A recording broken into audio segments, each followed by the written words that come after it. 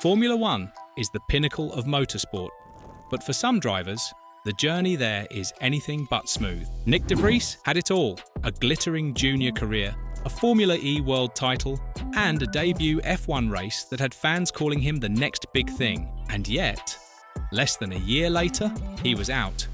This is the story of the kid who fought his way to the top, got his shot, and discovered just how unforgiving Formula One can be.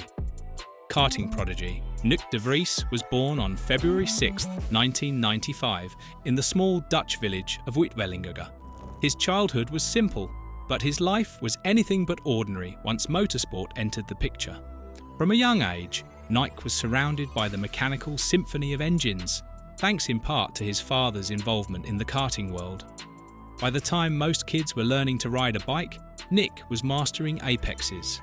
His first competitive steps came in karting, and it was immediately clear he wasn't there to make up the numbers. He had precision, aggression, and the kind of racecraft you usually only see in seasoned pros. His rise was meteoric. In 2008 and 2009, Nyck won the CIK-FIA Karting World Cup 2 years in a row, something almost unheard of for a teenager. The following year, in 2010, he reached the very top of the karting world, becoming the CIK-FIA World Karting Champion. This wasn't just a boy winning trophies, this was a driver carving his name into the sport's future. His performances caught the eye of talent scouts across Europe, and soon, a place in Formula Renault 2.0 beckoned. By 2014, Nyck was unstoppable, clinching the Eurocup Formula Renault 2.0 championship with McLaren's backing. That title placed him alongside a lineage of champions who would go on to reach Formula One, and it cemented him as one of the most exciting prospects in motorsport. Climbing the junior ladder. After conquering the world of karting, Nyck de Vries made the jump to single-seaters, a leap that can make or break a young driver's career. His next stop was Formula Renault 2.0, where he wasted no time making an impact. The transition from karts to cars isn't easy. The machines are heavier, more powerful, and far less forgiving. But Nyck adapted instantly, combining raw speed with a technical understanding well beyond his years. In 2014, driving for Koiranen GP with the backing of the McLaren Young Driver program, he delivered a season that left no doubt about his future. 6 wins, 11 podiums, and the Eurocup Formula. Renault 2.0 title, it was dominance, pure and simple. That championship win put him in the same company as drivers like Valtteri Bottas and Felipe Massa, both of whom used the series as a springboard to Formula One. From there, Nyck climbed to Formula Renault 3.5 in 2015 and then GP3 Series in 2016, steadily refining his craft. While GP3 didn't bring a title, it gave him crucial wheel-to-wheel experience against future F1 names like Charles Leclerc and George Russell. By 2017, he stepped into Formula 2, the direct feeder to Formula One. Over the next 3 seasons, he evolved from a consistent points finisher into a genuine title contender. The learning curve was steep, but Nyck had something many rivals didn't: resilience. Every setback became fuel. Every race was a lesson. And in 2019, all that work would pay off.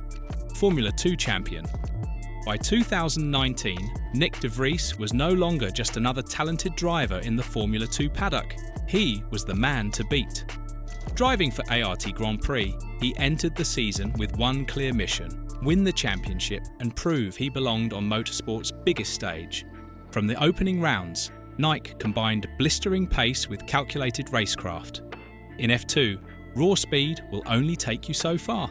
Tyre management, strategy calls, and avoiding costly mistakes can be the difference between glory and heartbreak. Nyck mastered them all. He wasn't just winning races, he was controlling them, dictating the pace and forcing his rivals to respond. His standout moments included a dominant win in Monaco, where precision driving is as important as bravery, and a measured victory in Hungary, where strategy played as big a role as outright speed. Race after race, he kept piling on the points, steadily building a gap in the standings. By the time the championship reached Sochi, his title was all but sealed. A podium finish there mathematically confirmed what the paddock had known for weeks: Nick de Vries was the 2019 FIA Formula 2 champion. It should have been the perfect launchpad into Formula 1, but the F1 grid is as much about timing and opportunity as it is about talent, and the timing wasn't in Nick's favour. Seats were full, contracts were locked, and the door to F1 remained frustratingly closed. So instead of sitting idle, Nike took his skills to a new arena, Formula E. Formula E glory. When Formula 1's doors didn't open in 2019, Nick de Vries didn't see it as the end. He saw it as a pivot. Mercedes was entering Formula E for the 2019-20 season, and they needed a driver who could bring speed, intelligence, and consistency to the all-electric championship. Nike was a perfect fit. From the start, he adapted quickly to Formula E's unique demands. Energy management, attack modes, and unpredictable street circuits made it a completely different challenge from Formula 2. But Nike thrived. His calm under pressure and ability to read a race put him in contention almost immediately. That debut season was impressive, but it was the 2020-21 campaign where Nike made history. In a season full of chaos, tight grids, multiple winners, and unpredictable weather, he stayed consistent when others faltered. Wins in Diriyah and Valencia, plus crucial podiums, kept him in the title hunt all year.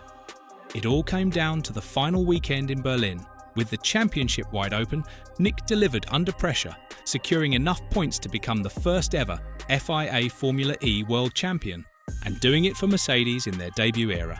It was a statement to the motorsport world. Nick de Vries could win at the highest level, and yet, even with a world title to his name, the question still lingered: would he ever get a proper shot at Formula 1? If you're enjoying this deep dive into Nick de Vries' rollercoaster career, make sure you hit that like button and subscribe. We break down the untold stories, the comebacks, and the controversies that make Formula 1 and motorsport as a whole so addictive. And trust me, the second half of this story, you're not going to want to miss it. The F1 dream finally arrives. Nick de Vries had waited years for a shot at Formula 1, and when it finally came, it was pure storybook drama. It was September 2022, the Italian Grand Prix weekend at Monza. Williams driver Alex Albon was ruled out at the last minute due to appendicitis, and the team needed a stand-in. Fast. They turned to Nike, who was already at the track as a reserve driver for Mercedes. With less than 24 hours to prepare, he jumped into a car he'd never raced before, on a circuit where every mistake is punished. What followed was remarkable. De Vries qualified 13th, already impressive given the circumstances, but on race day, he kept his composure, avoided trouble, and drove with a maturity beyond his F1 experience. He finished 9th, scoring points on debut, something many full-time drivers never achieve. The paddock took notice. His performance caught the attention of AlphaTauri, and just weeks later, Nike signed a full-time deal for the 2023 season. For a driver who had once watched F1 from the sidelines, this was the moment he had been chasing for over a decade. The dream had finally become reality. But Formula 1 is a brutal place, and while his debut was a fairy tale, the road ahead would prove far more challenging. AlphaTauri and the harsh reality of F1. Nick de Vries entered the 2023 season with AlphaTauri riding the wave of his Monza heroics. The expectations were high, too high perhaps, for a rookie in one of the slowest cars on the grid. From the very first race in Bahrain, the challenges were clear. AlphaTauri's AT04 lacked pace, struggled with balance, and punished even the smallest mistakes. Nick, still adapting to the relentless demands of full-time F1, found himself in a constant uphill battle. He was now racing wheel to wheel with the very drivers he had once idolised. And unlike his fairy tale debut, there were no easy points to be found. The pressure intensified with every race. While teammate Yuki Tsunoda regularly brought the fight to the midfield, Nike struggled to match his pace. Small errors crept in, and the unforgiving F1 media began circling. By mid-season, whispers turned into headlines. Was de Vries' debut just a one-off miracle? The turning point came after just 10 races. Red Bull, never known for patience, decided to make a change. Daniel Ricciardo was brought in to replace Nike before the summer break. It was a brutal reminder of how quickly fortunes can shift in Formula 1. For de Vries, the dream had turned into a hard lesson. In F1, talent gets you in the door, but results keep you there. Returning to Formula E and endurance racing. After the whirlwind of his brief F1 career, Nyck de Vries faced a pivotal moment. Walk away from top-level motorsport or reinvent himself? True to form, he chose the latter. Formula E had always been a second home for Nyck. After all, it was where he had become the 2020-21 Formula E World Champion with Mercedes. So when the opportunity came to rejoin the all-electric grid, he took it, this time with Mahindra Racing. It was a return to familiar territory, but also a fresh challenge. Formula E had evolved since his championship year, with tighter competition and new technology that demanded rapid adaptation. But de Vries wasn't limiting himself to just one series.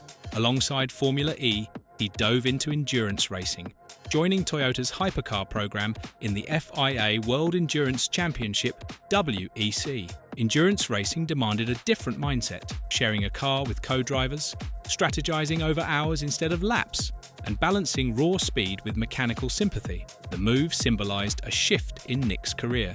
While Formula One's door had closed, for now, he had proven that a professional driver's worth isn't defined by one championship. In Formula E, he remained a title contender. In WEC, he embraced the thrill of battling for victory over 6, 12, or even 24 hours. For Nyck de Vries, it wasn't about chasing the glamour of F1 anymore. It was about racing, pure and simple, wherever the competition was fiercest. Closing the lap, life after F1. By the time 2024 rolled around, Nyck de Vries had experienced more in 3 years than some drivers do in a decade. Formula E champion, F1 point scorer, AlphaTauri driver, and now a competitor in 2 world championships. Was it the career arc he had dreamed of as a kid in Sneek, racing karts in the cold Dutch mornings? Maybe not exactly, but motorsport careers aren't straight lines. They're winding circuits with sharp corners, sudden chicanes, and the occasional red flag. In Formula E, Nyck was back in the fight, using his precision and energy management skills to go wheel to wheel with the best. In endurance racing, he embraced a new kind of challenge, proving himself over the long haul, sharing the cockpit with legends, and chasing glory at Le Mans. More importantly, he had rediscovered something vital. He was racing because he loved it, not because the world expected him to. Nyck de Vries' F1 dream might have been short-lived, but his journey shows that success in motorsport isn't defined by one paddock. From electric street circuits to 24-hour marathons, he's still out there, still chasing the next checkered flag. Because at the end of the day, once a racer, always a racer. If you enjoyed this story, drop a comment on which driver's journey you want us to cover next, and I'll see you in the next one.